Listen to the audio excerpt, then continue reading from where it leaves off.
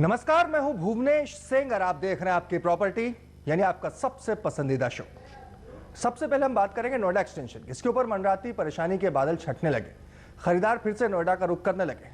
तो लिए चलते हैं नोएडा एक्सटेंशन और दिखाते हैं कुछ ऑप्शंस जहां आप अपने सपनों का घर अपनी बजट की रेंज में खरीद सकते हैं। आज हम आपको ले चलते हैं नोएडा एक्सटेंशन में बन रहे आरजी लग्जरी होम्स में।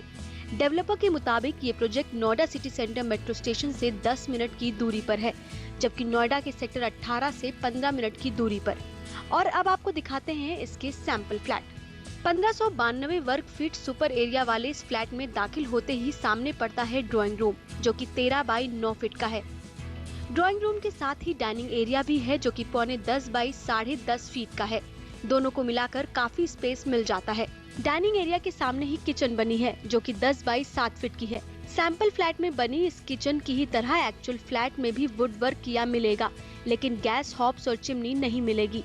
किचन के साथ एक बालकनी भी है, जिसे यूटिलिटी के तौर पर इस्तेमाल किया जा सकता है।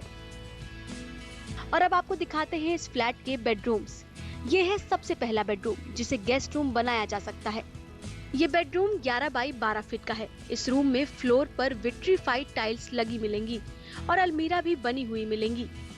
इसके साथ एक अटैच बाथरूम भी है, जिसमें बेसिक बाथ फिटिंग लगी होंगी। यह है मास्टर बेडरूम, जो कि 11 बाई 14 फीट का है। ये रूम बाकी बेडरूम के मुकाबले थोड़ा है। इसके अलावा मास्टर बेडरूम में वुडन फ्लोरिंग और अलमीरा भी बनी मिलेगी। इस रूम के साथ भी अटैच बाथरूम है। और ये है किड्स रूम, जो कि 10.5 बाई 12 फीट। इस रूम के साथ अटैच बाथरूम नहीं है। इस प्रोजेक्ट की खास बात है कि इसमें फ्लैट्स में वुड वर्क किया हुआ मिलेगा, यानी पोजीशन के बाद वुड वर्क कराने की कोई टेंशन नहीं। इसके अलावा ये प्रोजेक्ट 18 एकड़ में बना है, जिसमें 11 टावर होंगे। प्रोजेक्ट के बीचों बीच एलिवेटेड लैंडस्केप गार्डन बना होगा।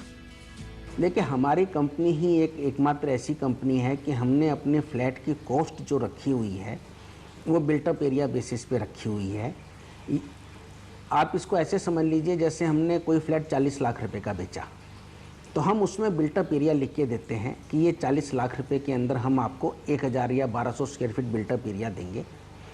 और जिस समय हम आपको पोसेशन हैंडओवर करेंगे, यदि इस 1200 स्क्वायर फीट में कोई भी डिफरेंस होगा तो वो हम पैसा आपको रिफंड करेंगे या आपसे एक्स्ट्रा लेंगे।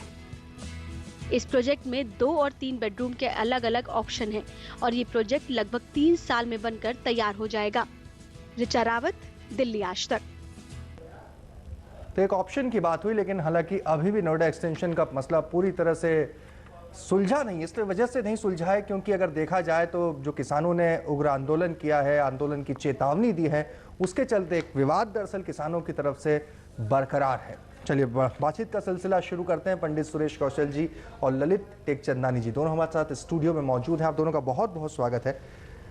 ललित जी, नोएडा एक्सटेंशन को लेकर एक उत्साह का माहौल है, लेकिन फेस्टिव सीजन अब शुरुआत होने वाली है। हाँ जी। तो इसको लेकर और भी कोई ऑप्शंस पे लोग वर्क कर रहे हैं या केवल उम्मीद नोएडा एक्सटेंशन से? नहीं, देखिए, बजट पे डिपेंड है ऑप्शंस। नेचुरली ये जो सीजन है इसमें लोग सोचते हैं कि हम अपनी प्रॉपर्टी बनाएं और किसी तरीके से बनाएं।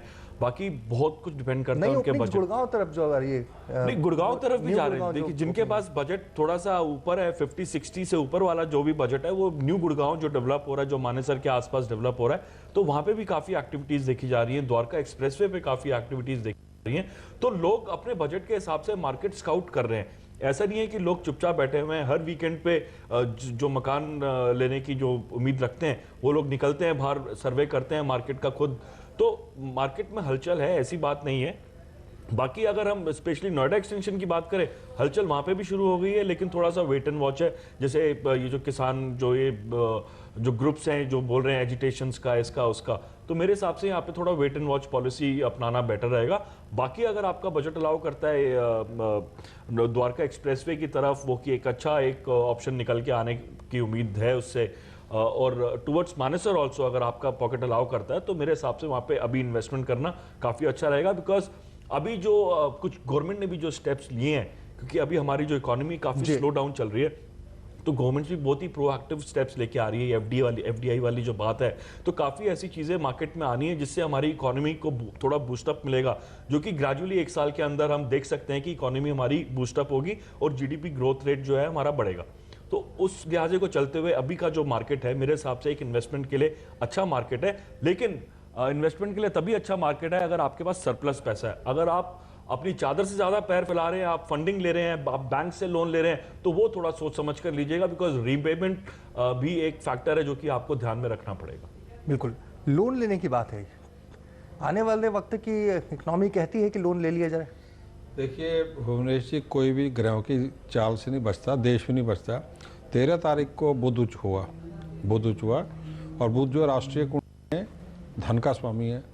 14 तारीख को गवर्नमेंट ने FDI सारे ही रिफॉर्म्स के स्टेप्स लेने शुरू कर दिए। बिल्कुल ठीक है, लेकिन ये बुध जो उच्च है ये 1 अक्टूबर तक है, उसके बाद बुध तुला राशि में जा रहा है। तो ये 15-16 दिन तो लोन के लिए बहुत अच्छे हैं। ठीक है, बृहस्पति की दृष्टि से लोन मिल जाएंगे। याद रखें कि अभी जो है कंट्री पॉलिटिकल टर्मोइल की दिशा से जा रहा है। GDP, क्योंकि हमने देखा है कि शेयर मार्केट का सेंटिमेंट पहले अब इतना पॉलिटिक्स से लिंक नहीं है। जैसे पहले पिछले शो में हमारी बात हुई थी कि शनि वगैरह जैसे ग्रह उच्च जा रहे हैं, तो संपत्ति के लिए, प्रॉपर्टीज के लिए ग्रह स्थिति ये 15-16 दिन बहुत अच्छे हैं। इसमें धन भी उपलब्ध होगा, बैंकों से भी इजीली मिलेगा। जिनकी कुंडलियों में बुध धन का स्वामी है, बृहस्पति धन का, दोनों ग्रह में से कोई भी है, शनि, यानी ये ग्रह ऐसी है कि 90% लोगों को जो भी धन अप्लाई करना चाहे, लोन अप्लाई करना चाहेंगे मिलेगा, बैंक देगा, उनके पास भी होगा। धन की स्थिति ज़्यादातर लोगों की बेहतर हो चुकी है, इसलिए ले सकते हैं। लेकिन लोन उसी स्थिति में लें यदि आपके पास जॉब सिक्योरिटीज नज़र आ रही हैं, सरकारी नौकरी या 2-3 साल की नौकरी अच्छी हो, क्योंकि पॉलिटिकल टर्मोइल की तरफ हम बढ़ रहे हैं। मई 2014 में इलेक्शंस भी हैं, और जैसे हीट बढ़ रही है उसमें ऐसे बिल्डर्स ना हो जो कि मौके का फ़ायदा उठाने के लिए घुस गए हों, या आप फंस लें उसमें, या नौकरी की थोड़ी समस्या आ जाए। तो कूल होके मेरे हिसाब से इसमें लोन जरूर अप्लाई कर लें, लेकिन एक छोटा सा पीरियड आएगा अक्टूबर महीने में जब शनि अस्त होगा, उस समय का थोड़ा ध्यान रख के चलना होगा। ये जो FDI वगैरह की जो स्थिति है ये कभी भी होती है यदि 1 अक्टूबर के बाद में पॉलिटिकल चेंजेस आ जाते हैं, कुछ पार्टी विड्रॉ कर लेती हैं सपोर्ट, और FDI लागू ही नहीं हो पाता है, या जो भी रिफॉर्म्स लागू नहीं हो पाते हैं। तो देश की लोगों की ग्रह स्थिति अच्छी है ये समय, और आने वाले नवरात्रे और ये जो समय है उस समय की ग्रह स्थिति अच्छी है, उसमें कोई डाउट नहीं है। चलिए फिलहाल हम यहाँ पर एक छोटा सा ब्रेक लेंगे और ब्रेक के बाद शुरू करेंगे सवाल और जवाब का सिलसिला। हाजिर होते हैं छोटे से ब्रेक के बाद।